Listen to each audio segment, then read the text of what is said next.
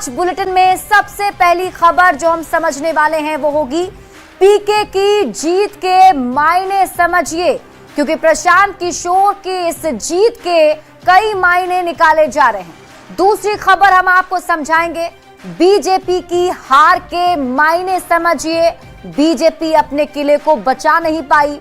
तीसरी खबर आपको समझिए आरजेडी पर हार का क्या असर होगा, और इसके साथ ही बात चौथी खबर की होगी गैंगस्टर सुजीत की मौत पर क्यों उठ रहे हैं सवाल, ये भी आपको समझाएंगे। तो आइए शुरू करते हैं खबरों का सिलसिला।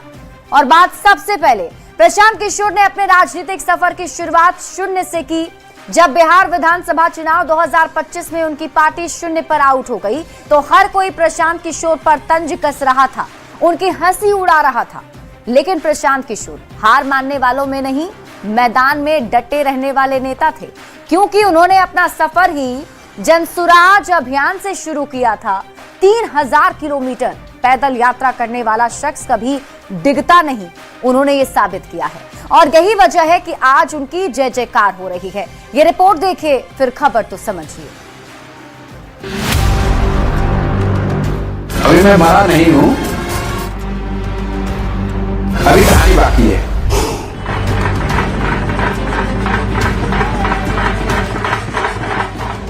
मैं अभी मरा नहीं हूं, अभी कहानी बाकी है। अभी मैं मरा नहीं हूं, अभी कहानी बाकी है।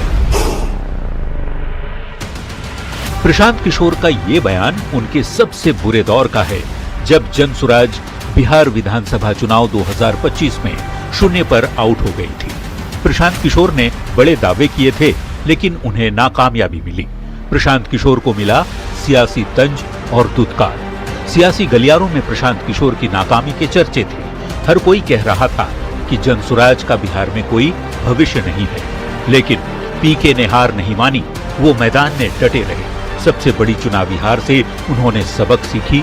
प्रशांत किशोर ने जनसुराज पार्टी को नए सिरे से खड़ा करने का बीड़ा उठाया।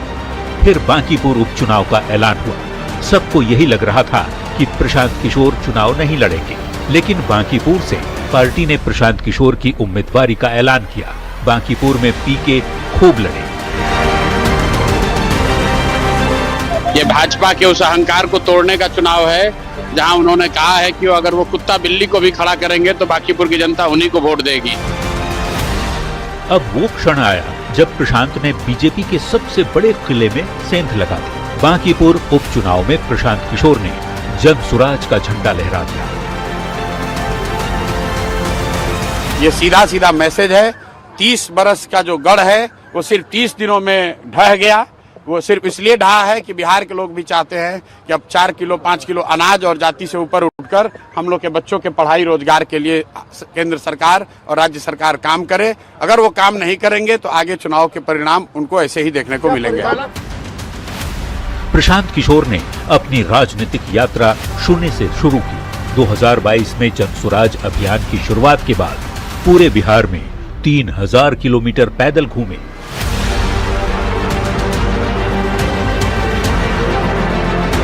फिर जनसुराज अभियान को पूरी तरह राजनीतिक संगठन में बदल दिया। इस राजनीतिक यात्रा का मकसद बिहार में एक नई मजबूत राजनीतिक जमीन तैयार करना था, लेकिन 2025 के विधानसभा चुनाव के नतीजों ने उनके सियासी मकसद को हिलाकर रख दिया।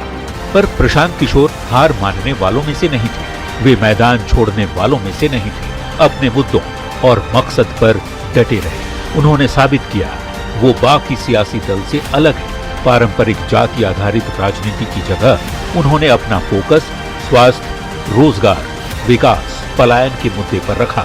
बांकीपुर में प्रशांत किशोर की जीत एक नई सियासत का आगाज है। प्रशांत किशोर का हार नहीं मानने वाला ये अंदाज सियासी दिग्गजों के लिए बड़ा संदेश है। Bureau report, news 18।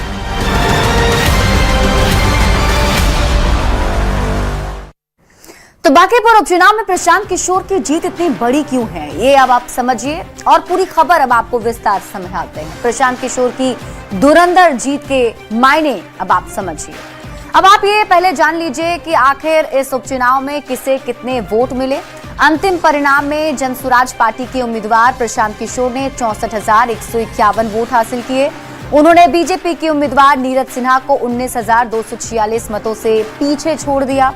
Neeraj Sinha की बात करें तो 44,827 वोट नीरज सिन्हा को मिले। राजद की उम्मीदवार रेखा गुप्ता को 14,273 वोट मिले हैं और वे तीसरे स्थान पर रही। बांकीपुर उपचुनाव के लिए कुल 1,30,313 वोट पड़े थे। देखिए, पहले ही चुनाव में प्रशांत किशोर की बड़ी जीत हो गई। अब प्रशांत किशोर की व्यक्तिगत राजनीतिक वैधता भी इसी जीत से स्थापित हो गई है, जो लोगों के बीच में अब एक नेता के तौर पर स्टैब्लिश्ड हो गए हैं। केवल चुनावी रणनीतिकार नहीं, बल्कि एक जनाधार वाले नेता भी प्रशांत किशोर अब बन गए हैं। जनसुराज को एक बड़ी राजनीतिक विश्वसनीयता मिली है और अब तक जनसुराज को एक प्रयोग माना जाता था।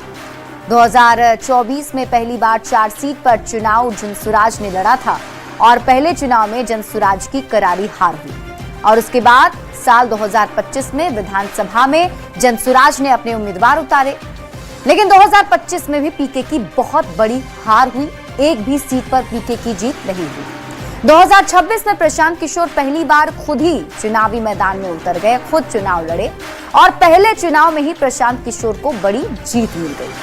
रुझानों में हर राउंड में प्रशांत किशोर लगातार आगे बने रहे। प्रशांत किशोर पर जनता ने पूरा भरोसा जताया है। यह जीत उन्हें बिहार की राजनीति में एक बड़ी जगह देगी। बीजेपी के मजबूत गढ़ में सिंध का संदेश भी जाएगा। बांकीपुर बीजेपी का मजबूत क्षेत्र माना जाता रहा है। देखिए, बांकीपुर में पीके की जीत बीजेपी के लिए एक बहुत बड़ा झटका भी है। अब प्रशांत किशोर की जीत विपक्ष के लिए भी बड़ा मनोवैज्ञानिक संदेश है। विपक्ष के बड़े नेता के तौर पर प्रशांत किशोर अब उभर सकते हैं। 2030 के बिहार विधानसभा चुनाव में प्रशांत किशोर की भूमिका और बढ़ सकती है। एनडीए और आरजेडी के अलावा अब बिहार में जनसुराज तीसरे प्रभावी ध्रुव बन सकता है। जनसुराज के कार्यकर्ताओं और समर्थकों का मनोबल अब कई गुना बढ़ गया है। नई पार्टी को संगठन विस्तार, सदस्यता अभियान में मदद मिलेगी और अन्य दलों के नेताओं का जनसुराज की ओर रुख भी बढ़ सकता है। कई स्थानीय नेता पार्टी में शामिल होने पर विचार भी कर सकते हैं। बिहार की त्रिकोणीय राजनीति अब मजबूत होगी। राष्ट्रीय राजनीति में भी प्रशांत किशोर का कद बढ़ेगा। अब जीत के बाद प्रशांत किशोर ने क्या कहा वो भी आप जान लीजिए। तो बांकीपुर का रिजल्ट विधायक का चुनाव नहीं, बांकीपुर का रिजल्ट बीजेपी के लिए बड़ा संदेश है। प्रशांत किशोर ने यह बयान दिया। उन्होंने कहा कि बिहार में किसी साफ छवि के व्यक्ति को सीएम बनाएं। बांकीपुर में बदलाव का भरोसा भी उन्होंने दिया और ये भी कहा कि 2-4 महीने में ये बदलाव बांकीपुर के भीतर दिखने भी लगेगा, उन्हें थोड़ा समय दिया जाए। बढ़ते आगे और बात अगली खबर की।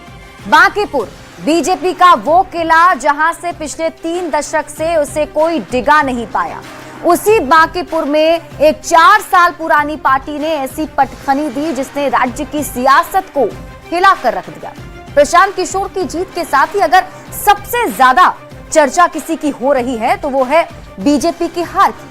बांकीपुर में बीजेपी के हार के मायने क्या हैं ये आपको समझाएं, उससे पहले ये रिपोर्ट देखिए। पीके की जीत बीजेपी को झटका। बांकीपुर में बीजेपी की सबसे बड़ी हार।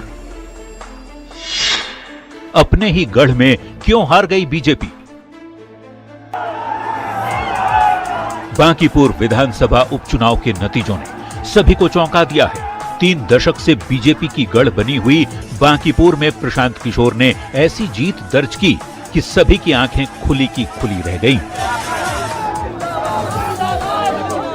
प्रशांत किशोर के खुद चुनाव लड़ने से ये मुकाबला दिलचस्प तो हुआ था, पर उम्मीद की जा रही थी कि टक्कर कांटे की होगी, लेकिन जो नतीजे आए उसने सबको चौंका दिया।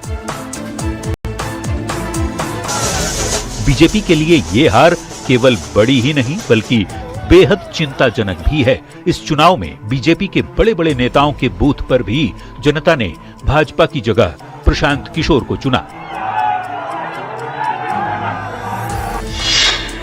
क्योंकि नीरज सिन्हा के बूथ पर बीजेपी को 1392 वोट मिले, जबकि जनसुराज को 2137, जबकि आरजेडी को 392 वोट मिले।